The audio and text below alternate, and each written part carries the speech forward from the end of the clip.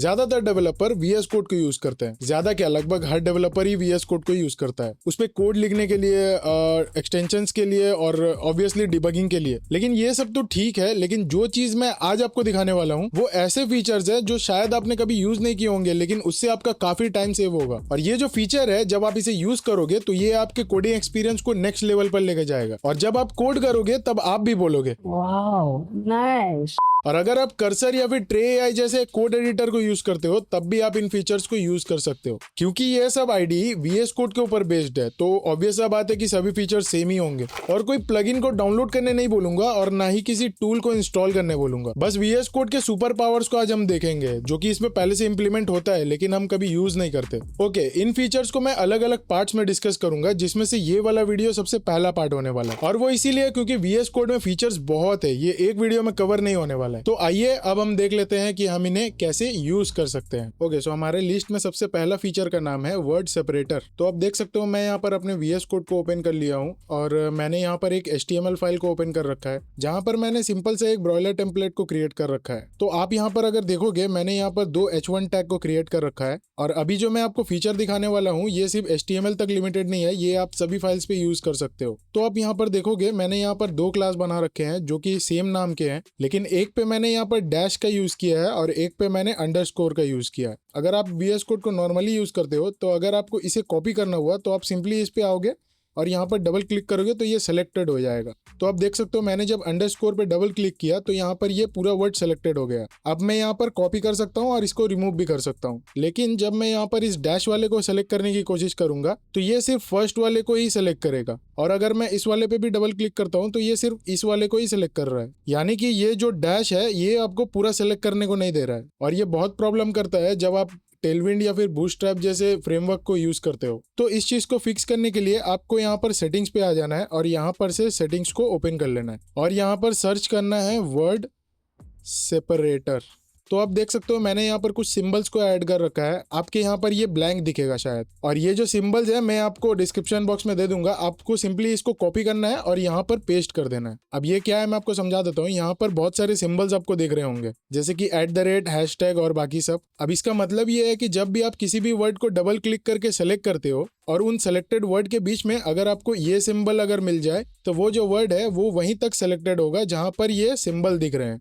जैसे कि हमारे केस में यहाँ पर मेन है, मेन के बाद यहाँ पर डैश है। अब आप जब भी सेलेक्ट करते हो तो ये डैश के आगे सेलेक्ट नहीं करता है और यहाँ पर भी मैं जब क्लिक करूंगा तो ये डैश के बाद सेलेक्ट नहीं करेगा, यानी कि ये प्रॉब्लम डैश की वजह से हो रहा है। तो मैं सिंपली सेटिंग्स पे वापस आऊंगा और आप देख सकते हो मेरा यहाँ पर डैश इंक्लूडेड है, आपको दिख रहा होगा यहाँ पर। तो मैं सिंपली इस डैश को रिमूव कर दूंगा यहाँ से। और ऐसे ही अगर आपको बाकी सिंबल्स भी प्रॉब्लम कर रहे हैं तो आप उनको भी यहाँ पर से हटा सकते हो। तो मैंने यहाँ पर इस डैश को हटाया है, तो मैं वापस से यहाँ पर आ जाता हूँ और जब मैं इस पे डबल क्लिक करूंगा तो आप देख सकते हो ये पूरा सेलेक्ट कर रहा है। अब ये आपको भी पता है कि ये आपके लिए कितना टाइम सेव कर सकता है। आपको सिंपली डबल क्लिक करना है और कॉपी पेस्ट कर देना है। मुझे भी ये काफी टाइम के बाद पता चला था कि ये ऐसे भी कर सकते हैं इस पे। और ये सिर्फ HTML के लिए नहीं है, आप इसे बाकी सारे फाइल्स में भी यूज कर सकते हो अगर आपको कॉपी पेस्ट करने में दिक्कत हो रहा है तो। ओके, सो अब हम जंप करते हैं अपने दूसरे फीचर पे। ओके, सो हमारे दूसरे फीचर का नाम है होवर डॉक्यूमेंटेशन। अब आप किसी भी फाइल या फिर किसी भी प्रोजेक्ट में अगर काम कर रहे हो तो आपको एक चीज बहुत ही इरिटेटिंग लगता है, वो है ये वाला चीज। आप किसी भी टैग या फिर किसी भी चीज पर होवर करते हो तो आपको ये देखने को मिलता है और ये बहुत ही इरिटेटिंग होता है, पर्सनली मैं कह रहा हूँ। स्पेशली जब आप कोड कर रहे हो और जब आपको टाइप करना होता है तो ये जो डॉक्यूमेंटेशन है ये आपको बहुत इरिटेट करता है आपको नेविगेट करने में। तो हमारे इस वाले फीचर में हम देखेंगे कि हम इस चीज को कैसे रिमूव कर सकते हैं। तो हम सिंपली अपने सेटिंग्स पे आ जाएंगे और आपको यहाँ पर सर्च करना है डॉक्यूमेंटेशन। आपको सिंपली इन सबको अनचेक कर लेना है, जैसे कि मैं यहाँ पर CSS पे अनचेक कर देता हूँ। और अगर आप लेस पे काम करते हो तो आप इसे अनसेलेक्ट कर सकते हो या फिर नहीं भी कर सकते हो। और उसके बाद आपको यहाँ पर HTML टैग मिलता है, आप सिंपली इस पे भी अनचेक कर देना। और अब जब मैं यहाँ पर वापस अपने HTML पे आऊंगा तो आप देख सकते हो अब वो डॉक्यूमेंटेशन यहाँ पर नहीं दिख रहा है। और ये चीज को करने के बाद आप अपने कोड पे काफी फोकस कर पाओगे। और हाँ, ये जो फीचर मैंने आपको बताया है ये HTML और CSS के लिए है और आप बाकी सारे फाइल्स पे भी इस चीज को कैसे इंप्लीमेंट कर सकते हो वो मैं आपको अगले वीडियो में बताऊंगा। और अब हम देख लेते हैं हमारे अगले फीचर को, जो कि है वर्ड रैप। अब ये बहुत ही कॉमन है, आपको ऑलरेडी पता होगा, लेकिन मैं फिर भी बता देता हूँ क्योंकि ये वीडियो बिगिनर्स भी देख रहे हैं। तो ये फीचर क्या करता है, आपके वर्ड को रैप कर देता है। अब इससे मेरा क्या मतलब है मैं आपको बता देता हूँ। सपोज कि मैंने यहाँ पर एक HTML टैग ओपन कर रखा है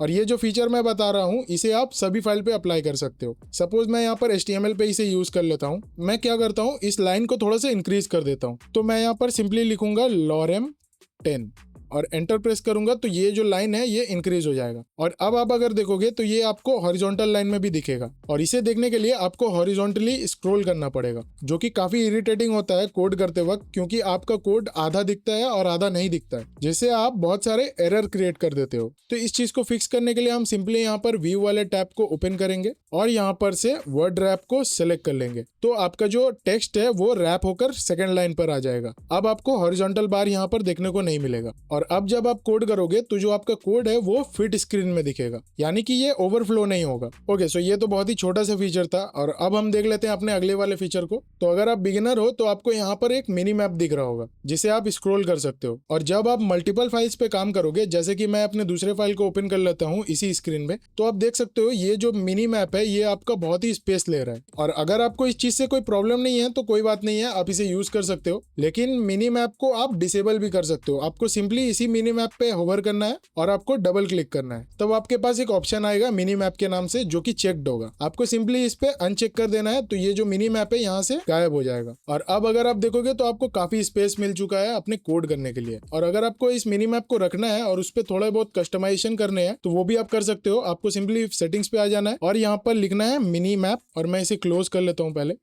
और आप देख सकते हो यहाँ पर लिखा है मिनी मैप ऑटो हाइड। इसका मतलब ये है कि जब आपको रिक्वायरमेंट है तब आप मिनी मैप को यूज कर सकते हो, नहीं तो ये नहीं दिखेगा। तो सबसे पहले मैं इसे एनेबल कर लेता हूँ वापस से, और अब मैं इस वाले चीज को चेक कर लेता हूँ। और अब मैं अगर अपने HTML पे वापस आऊंगा तो आप देख सकते हो यहाँ पर आपको मिनी मैप आपका नहीं दिखेगा। लेकिन जब आप साइड पे होवर करोगे तो आप देख सकते हो यहाँ पर आपका मिनी मैप दिख रहा है। लेकिन इसे यूज करना और नहीं करना एक ही बात है, क्योंकि ये तब भी आपके वर्ड को रैप कर देता है। आप देख सकते हो यहाँ पर काफी स्पेस है, लेकिन इस मिनी मैप की वजह से ये यहाँ तक ही लिमिटेड है। तो मैं सिंपली इसे अनचेक कर लेता हूँ। और उसी के ठीक नीचे जब आप आओगे तो आपको यहाँ पर एक और ऑप्शन आपको देखने को मिलेगा, जो कि है मिनी मैप मैक्स कॉलम। अब इसे आप बेसिकली मिनी मैप का विड्थ समझ सकते हो। जैसे आप यहाँ पर 120 लिखोगे तो जो आपका मिनी मैप का जो विड्थ है वो आपको 120 के हिसाब से ही दिखेगा। और अगर आप इसे नॉर्मली 20 कर दोगे तो जो आपका मिनी मैप है वो और भी श्रिंक हो जाएगा। और भी बहुत सारे ऑप्शन है, आप यहाँ पर से एक्सप्लोर कर सकते हो, जिसमें से आपको ये वाला ऑप्शन एक देखने को मिलेगा जिसका नाम है मिनी मैप रेंडर कैरेक्टर्स। तो मैं वापस से अपने HTML पे आऊंगा तो यहाँ पर आपको आपका कैरेक्टर्स नहीं दिख रहे हैं, आपको सिंपल यहाँ पर ब्लॉक दिख रहे हैं, यानी कि लाइंस दिख रहे हैं। लेकिन जब मैं वापस से अपने सेटिंग्स पे आऊंगा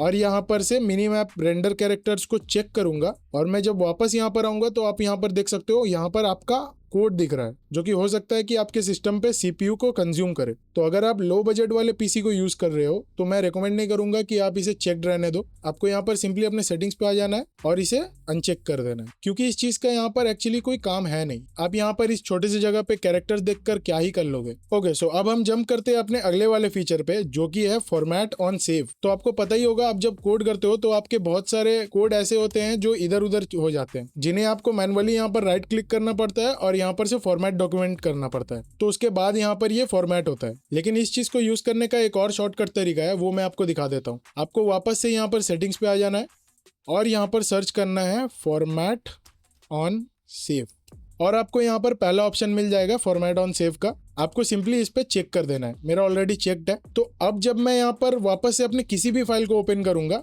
और मैं यहाँ पर जानबूझकर इसे अनफॉर्मेट कर देता हूँ, तो आप देख सकते हो मैंने इसे अनफॉर्मेट कर दिया है। अब जब आप अपने कीबोर्ड पे कमांड एस या फिर कंट्रोल एस दबाओगे तो ये फॉर्मेट हो जाएगा और ये साथ ही साथ सेव भी हो जाएगा। और सेव से याद आया कि अगर आपको मैनुअली बार बार कंट्रोल एस से सेव करना पड़ता है तो आपको सिंपली यहाँ पर फाइल पे आ जाना है और यहाँ पर से ऑटो सेव को चेक कर देना है। मेरा यहाँ पर ऑलरेडी चेक्ड है, तो इसका मतलब ये है कि आपको मैनुअली सेव करना नहीं पड़ेगा। आप जैसे ही टाइप करोगे ये ऑटोमेटिकली आपका कोड सेव करता रहेगा। ओके, सो हमारे नेक्स्ट फीचर का नाम है स्टिकी स्क्रॉल। और अभी मैं अपने HTML फाइल पे हूँ और जब मैं इसे स्क्रॉल करूंगा तो आप यहाँ पर देखना ये वाला जो टैग है ये यहाँ पर स्टिक हो चुका है। मैं थोड़ा और स्क्रॉल करूंगा तो आप देखना यहाँ पर जो टैग है वो चेंज हो चुका है। अब ये इसीलिए यहाँ पर दिखा रहा है क्योंकि मैं करंटली इस वाले टैग के अंदर हूँ, यानी कि करंटली मेरा जो ये वाला लाइन है वो इस टैग के अंदर है। और अगर आपको ये चीज नहीं समझ में आ रहा है तो मैं इसे आपको JS फाइल में भी ओपन करके दिखा देता हूँ।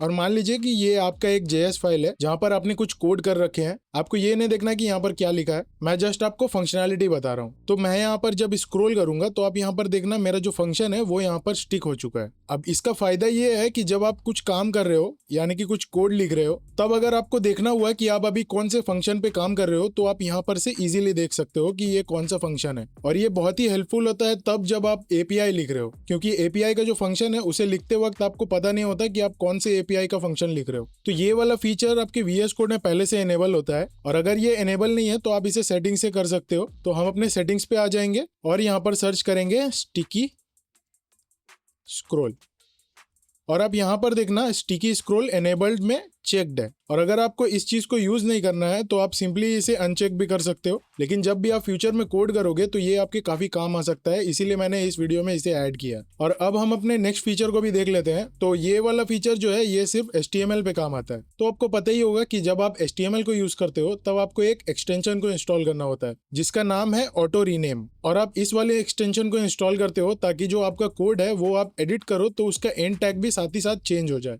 मैं आपको दिखा देता हूँ कि ये कैसे काम करता है। मैं सिंपली यहाँ से कट कर लेता हूँ, मैं इसे इंस्टॉल नहीं करूंगा। तो जैसे ही आप अपने HTML को ओपन करते हो और आप यहाँ पर से किसी भी टैग को सेलेक्ट कर लो, जैसे मैं यहाँ पर इस बॉडी को सेलेक्ट कर लेता हूँ, और मैं जब इस बॉडी को यहाँ से कट करूंगा तो आप देखना यहाँ पर ये यहाँ पर से तो कट हो रहा है लेकिन यहाँ से कट नहीं हुआ है। तो ये आपको HTML लिखते वक्त काफी परेशान कर सकता है। तो इसको सॉल्व करने के लिए हम लोग ये वाला एक्सटेंशन को इंस्टॉल करते थे जो कि है ऑटो रीनेम। जब आप इसे इंस्टॉल करोगे तब आप किसी भी टैग को कट करोगे तो उसका जो एंड टैग है वो भी साथ ही साथ एडिट होता जाएगा। जैसे मैंने यहाँ पर इस बॉडी को कट किया तो ये इसका एंड टैग को भी यहाँ से कट कर देता है। लेकिन मैं आपको ये वाला एक्सटेंशन को इंस्टॉल करने नहीं बोलूंगा, आपको सिंपली अपने सेटिंग्स पे आना है और यहाँ पर सर्च करना है लिंक्ड एडिटिंग, और आपको इस वाले ऑप्शन को चेक कर लेना है। और आप जैसे ही इसे चेक करोगे और अपने HTML पे वापस आओगे तब आप देखना आपका जो टैग है वो आपके एंड टैग के साथ मैच हो जाएगा। यानी कि जब आप किसी भी टैग को चेंज करोगे तो ये साथ ही साथ आपके एंड टैग को भी चेंज कर देगा,